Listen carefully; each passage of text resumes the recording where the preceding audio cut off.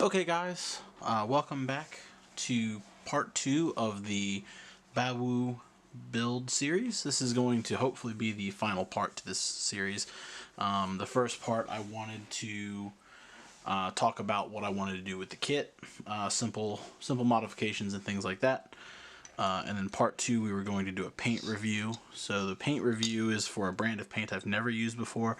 I've done one or two little tests with this paint. And everything else is going to be, I just wanted to get a feel for it before I started. But everything else is going to be raw, blind tests. I just wanted to, like I said, I wanted to see how things worked before I jumped in and started trying to make a video about these things. I like to be at least slightly informed. So, the first thing we're going to do is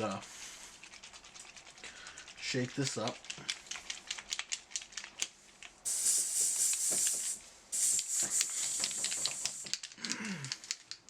Now this is a urethane lacquer-based paint. It's incredibly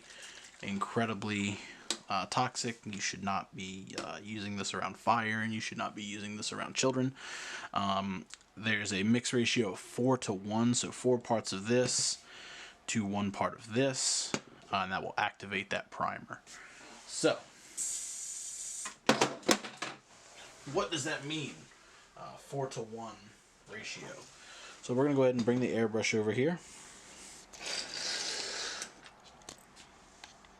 Okay, well let's thank some patrons. Let's shout Patreon supporters out. You ready to help me do that?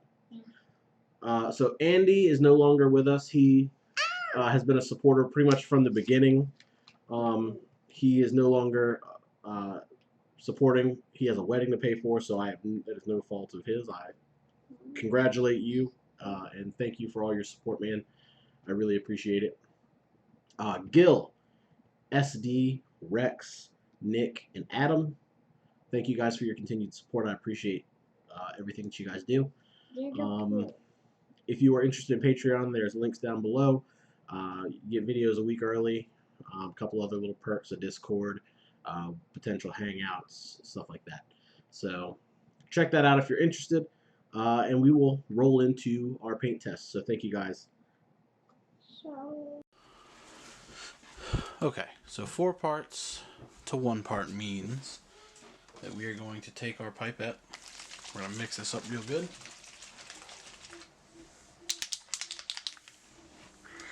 And I'm going to grab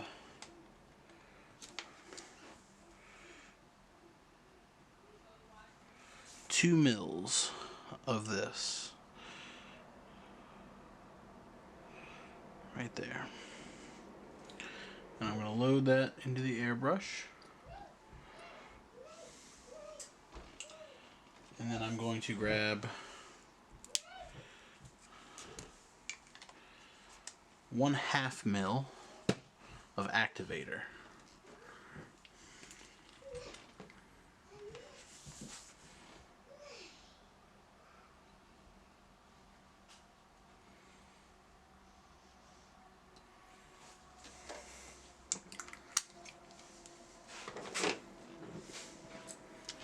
And then I'm going to backwash in the cup.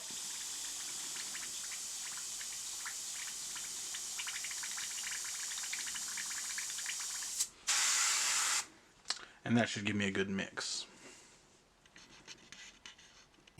We're going to be spraying our primer onto our parts at 20 psi.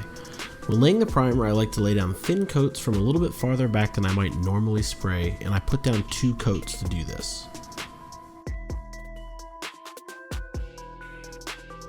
Now here's what all of our prime pieces are going to look like.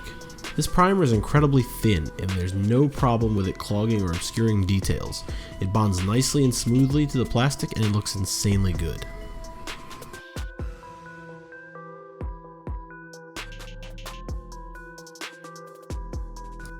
So my computer decided to eat the footage of me spraying the black parts, but here's the results.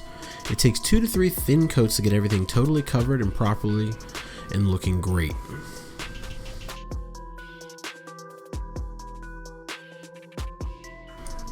Next up is Signal Yellow, Again, sprayed over white, just as before. I'm going to recommend spraying a lighter coat on everything before you move into a heavier coat to finish the piece off. If you're having trouble, just build up several light coats.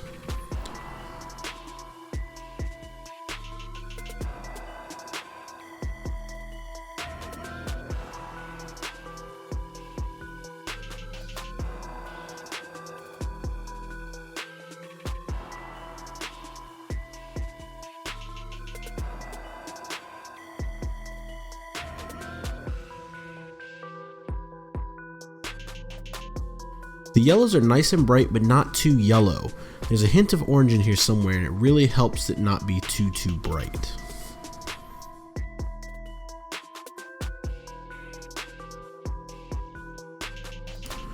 Our next test is going to be our metallizer aluminum. Now, most metal parts do their best when they're sprayed over a black, but we're going to start over a white primer and show how undercoat can affect them.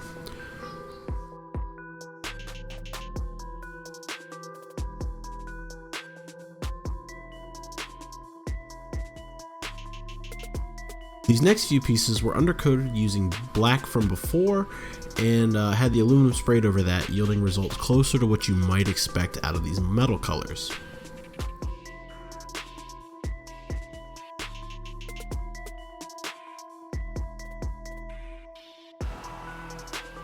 The final test I did was over bare plastic. I often spray my frames on my kits without primer at all, so I did one single piece just to see how this might look.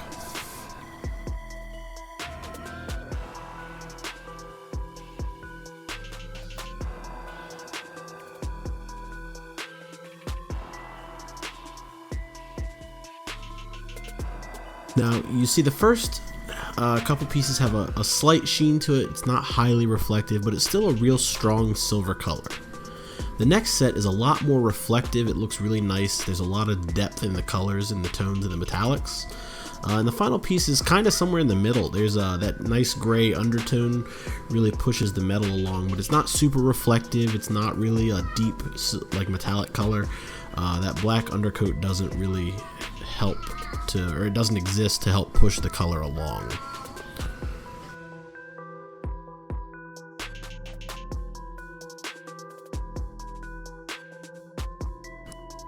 Our final color is going to be our reds, and you might notice straight away that I got a tiny bit of overspray on some of these right out of the gate.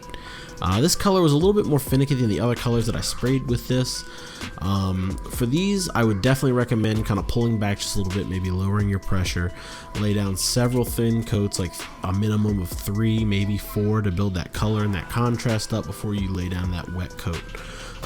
You can see here that I kind of I spray once and then I'll move to another part and then I'll come back and I kind of lay that heavy coat, and it looks like it's reactivating those underlying layers, and it's kind of making it look more like a filter, and it's kind of dodging my panel lines and my hard edges, and it's kind of resulting in a little bit of an uneven finish.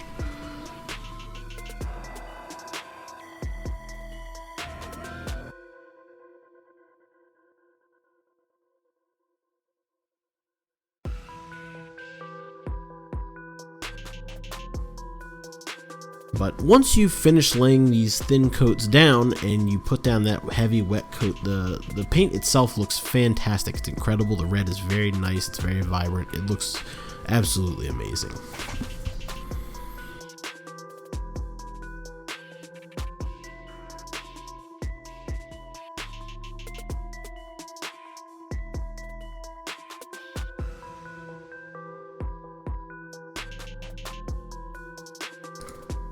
Now that I've told you about the colors themselves, let's do one or two little tests.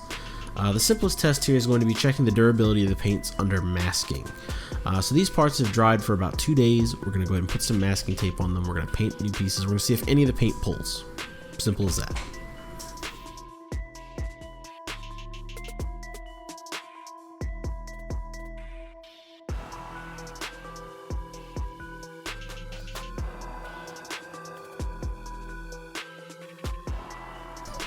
The next example is I'm going to show you the way the paint blends. Now, I didn't take any footage of me spraying this, but here's some photos for you to look at.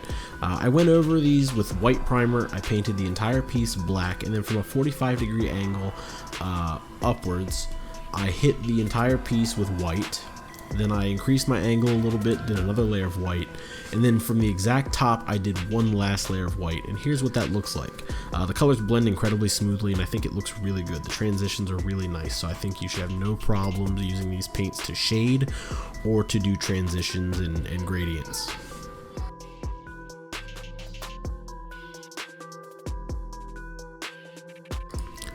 And for my final test, I'm going to show you how durable these paints are. Starting with scratching them with my fingernail, and then I took the pieces apart and I started kind of rubbing them together, and none of the paint started scratching at all. Then I took a toothpick and I still had no luck scratching the paint, so I go ahead and take a wire brush, and when I actually scraped the surface, I only removed paint. The primer was still intact. When I hit it with some sandpaper, it did pretty much the same thing as the wire brush. It took off a lot of the paint layer, but it left the primer behind, the exception being on sharper edges and things like that. This paint is incredibly durable. So what are my thoughts on these paints? It seems like the Splash brand of paints is incredibly smooth spraying. It's very durable paint. It's pre-thinned and it's ready for airbrush use. Your primer is a two-part, so it might scare off somebody who's newer, might be afraid of mixing their paints at first, but it's the smoothest and definitely the most durable primer that I've ever used. It doesn't obscure any kind of detail. The miniature that I sprayed and showed should be an indicator to that. And the paints themselves, while I have a harder time recommending them for beginners, if you're willing to be patient and you're willing to discipline yourself to start laying down thinner coats and building those colors up rather than laying down like one or two medium to thick coats and letting that paint kind of get where it needs to go slowly, these paints are fantastic. Like I said, I can't say how smooth they are enough. The colors look great. The saturation is wonderful. They're very, very finely pigmented. They're very thin. They spray very well. If you are interested in checking these line of paints out, be sure to check out GundamGarage.us. Use my code JB3 for a discount on your first order. And thanks for watching, guys. I'll see you guys with the next video. The last video in this series is going to be on the top coat. So thanks, guys. See you later. Mm-hmm. Doggies. Okay. Then, Bobby's going to do is take them to a hospital. A hospital? Yeah. Why? Because they need a checkup. They need a checkup? Yeah. Oh, okay. That's a good thing to do.